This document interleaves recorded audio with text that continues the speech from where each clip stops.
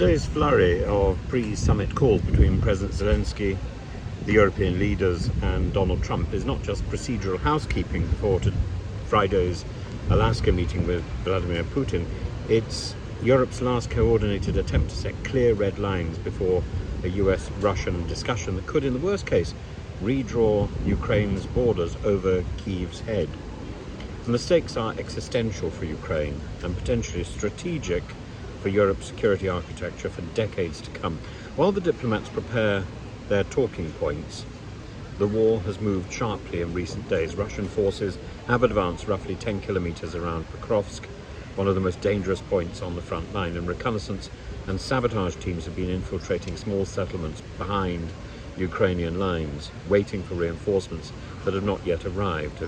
A reminder of Russia's manpower challenges.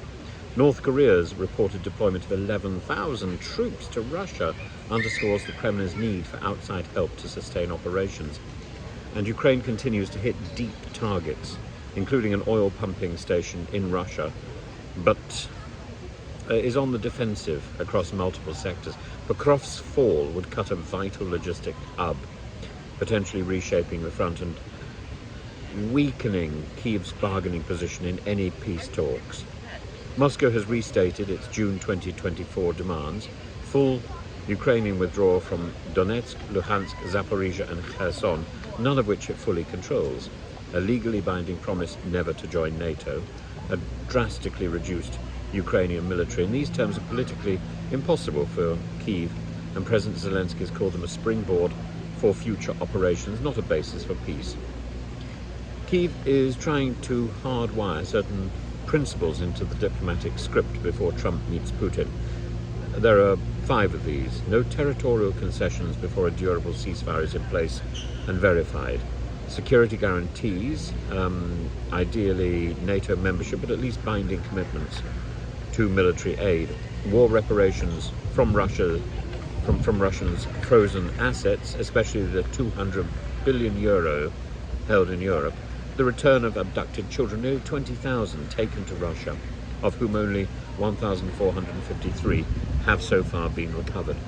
And the need to maintain and tighten sanctions, preventing Russia from regrouping economically. Today's virtual meeting brings together Starmer, Merz, Macron, Meloni, Tusk, Stubb, van der Leyen and NATO's Mark Rutte. And the message: Ukraine's sovereignty cannot be traded away in an Alaskan side deal.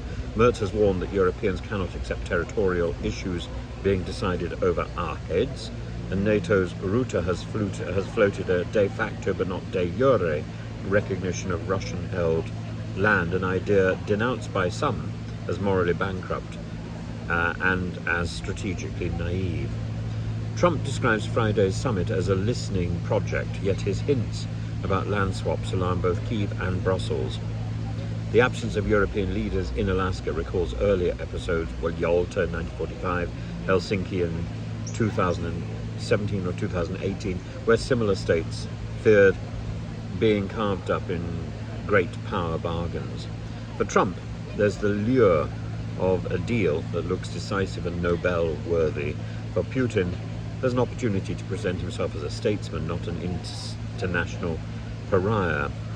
From Kyiv's perspective, the dangers are clear. A premature ceasefire on Russian terms would give Moscow breathing space to rebuild, but any territorial handover would be politically explosive in Ukraine and militarily dangerous, and lifting sanctions or restoring trade would amount to a rescue package for Putin's war economy. As the analyst Timothy Ash warns, Ukraine could survive the war, but not survive the peace if the settlement undermines its sovereignty or security. Zelenskyy's mantra going through today is simple: any decisions without Ukraine are decisions against peace. And the frontline fighting around Pokrovsk is a grim reminder that diplomacy cannot be divorced from battlefield realities. If Alaska produces a deal that ignores Ukrainian agency or weakens its defenses, it will not be peace. Only a pause before the next potentially deadlier round of war. For Europe, this is the moment to stand together, to speak clearly, and to ensure that Friday's meeting does not mark the start of a bad peace that leads to a worse war.